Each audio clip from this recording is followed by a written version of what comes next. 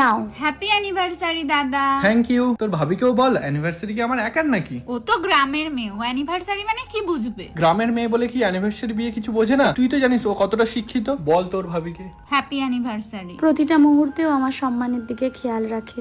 বোন, তোমাকে ব্রেকফাস্টটা দিয়ে কি দিই। বানিয়েছো? ডিম টোস্ট। ডিম টোস্ট? আমি পাস্তা খাবো। হোয়াইট সস পাস্তা বানিয়ে আনো এক্ষুনি। যেটা বানিয়েছে সেটা খাবি। আজকে তো আমরা বেরোচ্ছি নাকি একটু পর সেলিব্রেট করতে? তুমি যাও নিয়ে আসো, আর তোর খেতে হলে খাবি, নাহলে তুই নিজে বানিয়ে খা।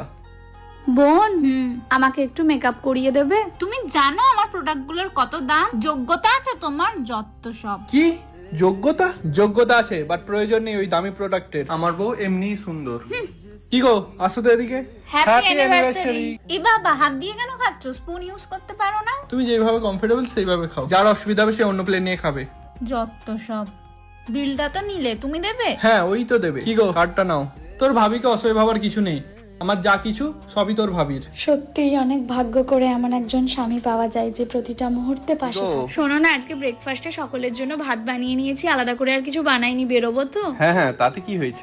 আমার ছেলে ভাত খাবে, তুমি জানো না সকালবেলায় ও ভাত খায় না। মা, একদিন সকালে ভাত খেলে এমন কিছু ক্ষতি হয় না। ও কষ্ট করে রান্না করেছে, আমি এটাই খাবো। ডাব্বাটা যে কোথায়? আমাকে বলবে তো। এ নাও। Thank you.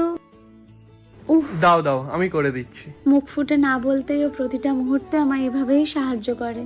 উফ, গরমে তো আমার বউটা পুরো ঘেমে গেছে গো। এই কেয়ারটুকুই তো চাই সারা জীবন। উফ, কি গরম। এ নাও।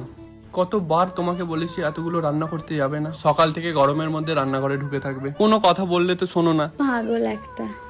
কি গো, কালকে যে আমি শ্বশুর বাড়ি যাবো, কি নিয়েছো শুনি? কি নেবো মানে? কালকে যাবো তখন মিষ্টি ফল নিয়ে নেবো দোকান থেকে। শুধু মিষ্টি ফল নিলেই হয়ে যাবে? হ্যাঁ। এ নাও ধরো, মায়ের জন্য শাড়ি, বাবার জন্য পাঞ্জাবি, আর বোনের জন্য সালোয়ার কিনে এনেছি। তুমি এত কিছু কেন নিয়েছো?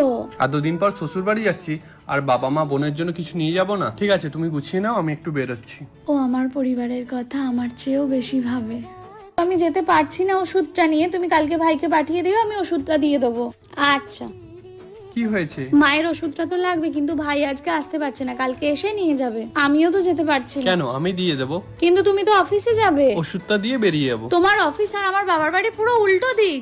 তাতে কি হয়েছে? আমি একটু আগে বেরিয়ে যাবো, মাকে ওষুধটা দিয়ে অফিসে চলে যাব। তুমি আমার বাড়ির জন্য এত কিছু করো, আর আমি তোমার জন্য এই সামান্যটুকু করতে পারবো না? কোনো বৌমা, আমার বাপের বাড়ির লোকেরা আসছে, তাড়াতাড়ি রান্না বসাও। কিন্তু মা, 12টা তো বেজে গেছে। ওরা কি না খেয়ে থাকবে নাকি? তাড়াতাড়ি করো। কি গো, তুমি এরকম চিন্তিত কেন? আরে তোমার মামার বাড়ির লোকেরা আসছে। তাতে কি হয়েছে? তাতে কি হয়েছে মানে? দুপুর বেলায় আসছে, আর এখন 12টা বেজে গেছে, আদর আপ্যায়ন তো করতে হবে। আমি রেস্টুরেন্ট থেকে খাবার অর্ডার করে দিচ্ছি, তোমাকে কিচ্ছু চিন্তা করতে হবে না। এত রাতে বাড়ির বউ বাড়িতে ফিরছে, কোনো নিয়ম কানুন নেই।